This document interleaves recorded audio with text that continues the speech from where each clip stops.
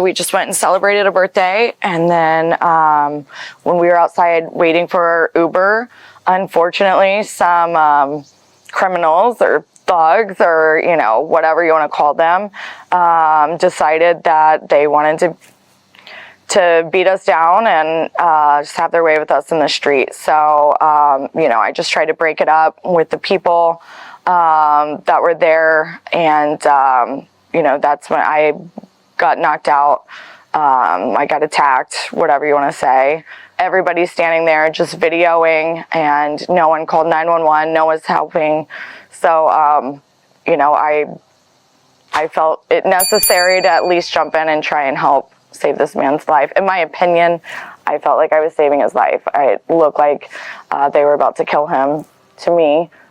So that's why I couldn't stand there and do nothing. Oh, I heard a man crying on the streets who he looked at me and held out his hand and literally said, "Please God, help me, please God." And you can't hear it in any of the video because all you can hear are everybody on the street cheering each other on to curb stomp these people and to kick them and punch them and attack them while they were down, knocking them out, and while they're trying to get back up, kicking them and punching them back down, kicking them in the face like they were a football. It was just ungodly. I can't shake the images. Like it goes on loop over and over. It keeps replaying. It was very traumatic, and it's just unfortunate, yeah, in all the videos that you can't actually hear his cries or the, you know, when I stepped in, you could hear me saying something, but you can't hear what I was saying. And I was saying, "Please stop, just please stop." Because I knew if he fell down one more time, I didn't think that he would make it out alive. He wouldn't make it up. I never expected to be attacked the way that I was in a million years. It's just really hard on me to, like, because I feel when I start thinking about it, it's like my whole body goes back into that moment. And it just shakes me to my core. I remember being afraid, terrified.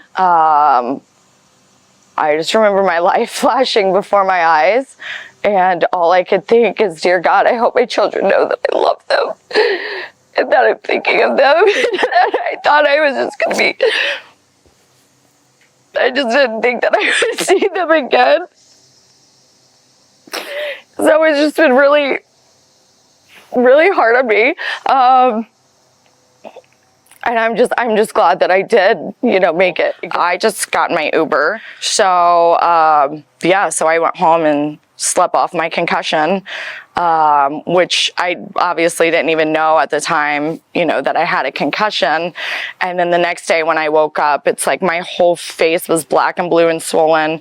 And I remember trying to take a drink and just everything poured out because it was so swollen. And then I hadn't even looked in the mirror yet. I didn't really know. I just knew that I was in a lot of pain. I'm like, that's so weird. You know, why is my head hurting and whatever? And then when I looked in the mirror, I just looked like a horrible monster, you know, and I was like, wow. That also haunts me too. Just looking in the mirror and looking back, being like, that's me. That's my face. It's very humbling. It's very embarrassing, you know, to not be able to just be able to hang out by myself or sit here or whatever.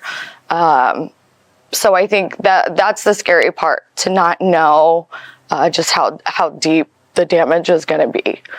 I think where crime has run rampant here in all the big cities, or really just all over, I've seen so many times where people just get out their phones and they start recording, or online.